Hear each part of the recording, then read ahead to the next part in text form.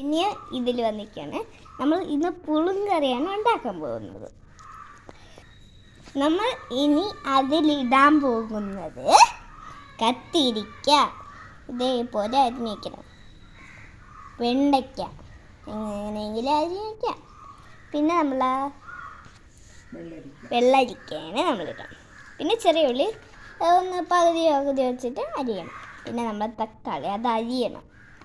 ഇനി നമ്മൾ തക്കാളിക്ക് അരിഞ്ഞിടാൻ പോകുന്നു. ഇതേപോലെ അരിയണം. അല്ല കുക്കറിലോട്ട് ഇടാൻ പോകുന്നു. നമ്മൾ വെള്ളം ഒഴിച്ച് അവകേറ്റി എത്ര വിസില് പറയട്ടെ. ഇനി നമ്മളെ ഉപ്പിടാൻ പോകുന്നു. ഇട്ടു. നമ്മൾ ഉപ്പിട്ട് നമ്മൾ അടച്ചു അവിച്ചേറ്റി വയ്ക്കാൻ പോകുന്നു. അടിക്കാൻ പോകുവാണ്. നമ്മൾ പുളിങ്കറിക്ക് ഇടാൻ പോകുന്നു മഞ്ഞപ്പൊടി. നമ്മൾ ഇട്ടു. ഇനി ഇതൊക്കെ ജാറാക്കിയിട്ടാണ് നമ്മൾ പുളിങ്കറി ഇട്ട. അതിൽ നമ്മൾ ഒരു വിസിൽ അടിച്ച് അത് വെന്തു. ഇനി നമ്മൾ മുളക് പൊടി ഇടാം, വറുത്ത മുളക് പൊടി.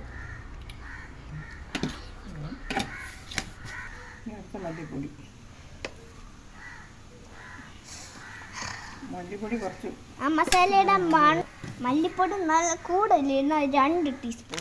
പുളി ഇട്ടങ്ങ് അരയ്ക്കാൻ പോകുന്നു ഗൈസ്.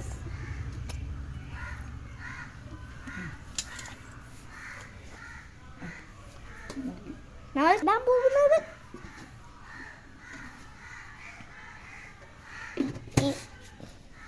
പൊടി ഇട്ടിട്ട് നമുക്കിതൊക്കെ അരച്ച് പുളിങ്കറിയിലിട്ടിട്ട് കുറച്ചും കൂടി വേവിച്ച് നമ്മളെ പുളിങ്കറി റെഡി.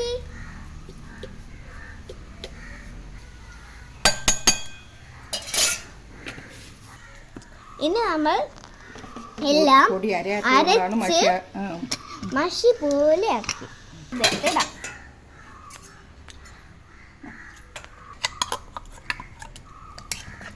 ഇട്ട് നന്നായിട്ട് ഇളക്കി കൊടുക്കണം, ഇല്ലെങ്കിൽ അത് അവിടെ തന്നെ ഇരിക്കും.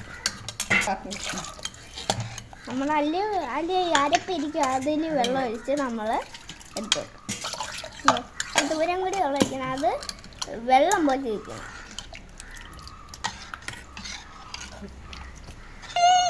ഇനി നമ്മൾ കായമാണ് ഇടാൻ പോകുന്നത്. നമ്മൾ കായാണ് ഇടാൻ പോകുന്നത്, കാണിച്ചില്ല. ഇപ്പോഴത്തെ കായ നല്ല കട്ടിയാണ്. നമ്മൾ കായ ഇട്ട് ഇളക്കി കൊടുക്കുകയാണ്.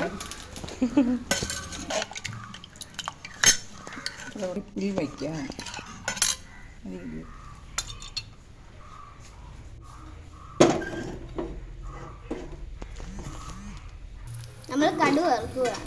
അത് പൊട്ടുമ്പോൾ നമ്മൾ കറിവേപ്പില ഇടും. പുളിങ്കറിയിലോട്ട് കടുക് വറുത്ത് ഒഴിക്കണം. നല്ല നമ്മൾ കടുക് പൊട്ടി തുടങ്ങി നമുക്ക് പച്ച കറിവേപ്പില ഇടാം.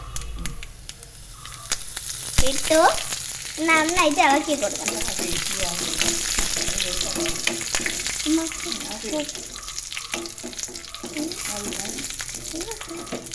നമ്മൾ ഓഫ് ചെയ്തു. ഇനി നമുക്ക് പുളിങ്കറിയിലോട്ട് ഒഴിച്ചു കൊടുക്കാം. നന്നായിട്ട് പൊട്ടും. നന്നായി പൊട്ടി തുടങ്ങി. ഇനി നമുക്ക് ടേസ്റ്റ് ചെയ്യാം. ഉപ്പുണ്ടോ?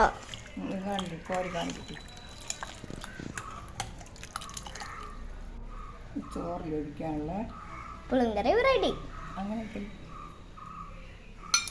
നമ്മൾ പുളിങ്കറി ഒഴിച്ച് നമുക്ക് ടേസ്റ്റ് സൂപ്പർ. ലൈക്ക് ചെയ്യുക, ഷെയർ ചെയ്യുക, കമന്റ് ചെയ്യുക. ചേട്ടാ.